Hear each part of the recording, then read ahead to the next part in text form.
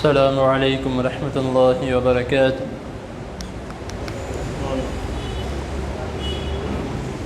نحمده ونصلي على رسوله الكريم، اما بعد، احسن الكلام كلام الله واحسن الهدي هدي محمد صلی اللہ علیہ وسلم۔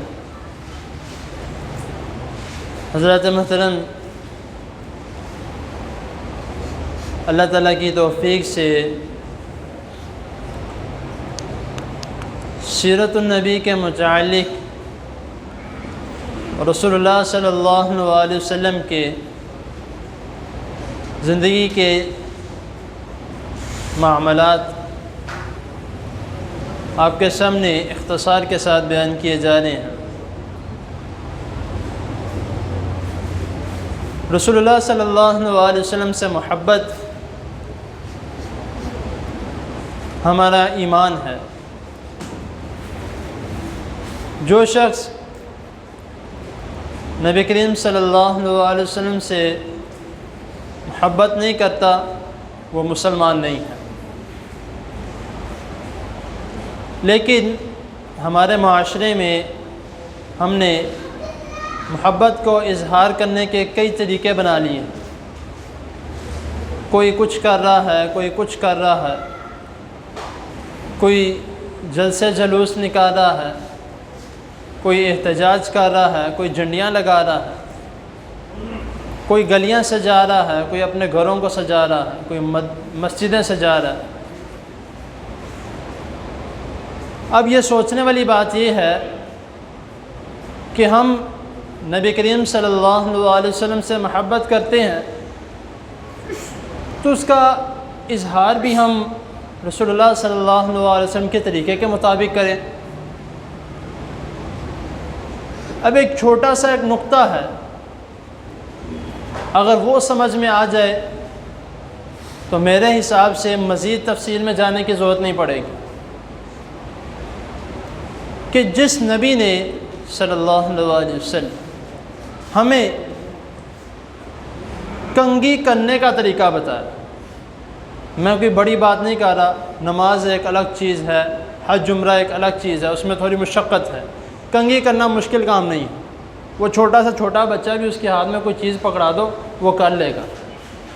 کنگھی کرنے کا طریقہ، جوتی پہننے کا طریقہ، جوتی پہننا بھی مشکل کام نہیں ہے، چھوٹا سے چھوٹا بچہ بھی جوتی پہن لیتا ہے۔ لیکن نبی کریم صلی اللہ علیہ وسلم نے ہم نے اس کا بھی طریقہ سکھایا ہے کہ آپ نے کنگھی کرنی ہے تو کس طرح سے آغاز کرنا ہے اور کس طرح سے اختتام کرنا ہے۔ جوتی پہننی ہے، جوتی کس طرح پہننی ہے اور کس طرح اتارنی ہے۔ راستے میں چلنا ہے، کس طرح چلنا ہے اور کس طریقے سے چلنا ہے۔ رسول اللہ صلی اللہ علیہ وسلم نے ہمیں اس کا بھی طریقہ سکھایا۔ تو نعوذ باللہ یہ بات کہنا کہ نبی کریم صلی اللہ علیہ وسلم کیا اپنی محبت کا اظہار کس طرح کرنا، یہ بتانا نہیں سیکھ سمجھا۔ سوچنے والی بات ہے، جس طرح میں نے کہا کہ نقطے کی بات ہے، اگر ہم یہ بات سمجھ لیں تو رسول اللہ صلی اللہ علیہ وسلم نے حجۃ الوداع کے موقع پر کیا فرمایا تھا؟ الیوم اکملت لکم دینکم واتممت علیکم نعمتی، کہ آج تمہارا دین مکمل ہو چکا ہے۔ تو اگر دین کے اندر یہ بھی موجود ہوتا تو رسول اللہ صلی اللہ علیہ وسلم سے پہلے کتنے انبیاء گزرے۔ نبی کریم صلی اللہ علیہ وسلم کے دادا جان حضرت ابراہیم علیہ السلام، رسول اللہ صلی اللہ علیہ وسلم کی زندگی میں آپ کی 63 سال زندگی جو رسول اللہ صلی اللہ علیہ وسلم کی گزری ہے، اس میں حضرت ابراہیم علیہ السلام کی جو زندگی مبارک گزری ہے اس میں کتنی مرتبہ یہ آیا ہوگا کہ جب وہ پیدا ہوئے تو رسول اللہ صلی اللہ علیہ وسلم ان کا بھی کر سکتے تھے۔ تو ہمیں اس بات کا خیال کرنا چاہیے کہ محبت کا اظہار کرے کس طریقے سے؟ رسول اللہ صلی اللہ علیہ وسلم کے اپنے عمل سے۔ نبی کریم صلی اللہ علیہ وسلم کسی کے ساتھ محبت کا اظہار کرتے تو کس طریقے سے کرتے؟ یا تو اس شخص کے جو اعمال ہیں اس کے مطابق کرتے کہ وہ اس کا عمل یہ ہے، رسول اللہ صلی اللہ علیہ وسلم کو بہت پسند آتا، یا تو رسول اللہ صلی اللہ علیہ وسلم محبت کا اظہار کرتے تو کسی کو کوئی عمل بتا کے کرتے۔ آپ نے حضرت معاذ بن جبل رضی اللہ تعالیٰ عنہ کا واقعہ سنا ہوگا کہ جو ہم نماز کے بعد کے اذکار میں ایک دعا پڑھتے ہیں، اللہم انی علی ذکرک و شکرک و حسن عبادتک، رسول اللہ صلی اللہ علیہ وسلم نے حضرت معاذ بن جبل رضی اللہ تعالیٰ عنہ کا ہاتھ پکڑا اور یہ فرمایا کہ اے معاذ مجھے تجھ سے محبت ہے، میں تجھے ایک ایسا نسخہ، ایک ایسا ذکر بتاتا ہوں جس کو تم نے ہر نماز کے بعد کرنا ہے، یہ محبت کا اظہار ہے۔ تو ہمارا عمل کیا ہے کہ رسول اللہ صلی اللہ علیہ وسلم کے ساتھ محبت کا اظہار کرنا ہے، تو رسول اللہ صلی اللہ علیہ وسلم کی اتباع کی جائے، جو نبی کریم صلی اللہ علیہ وسلم نے فرمایا اس کے مطابق چلا جائے، یہ محبت کا اظہار کرنا۔ جلسے نکالنا، اب یہ جلسے کیوں نکالے جاتے ہیں؟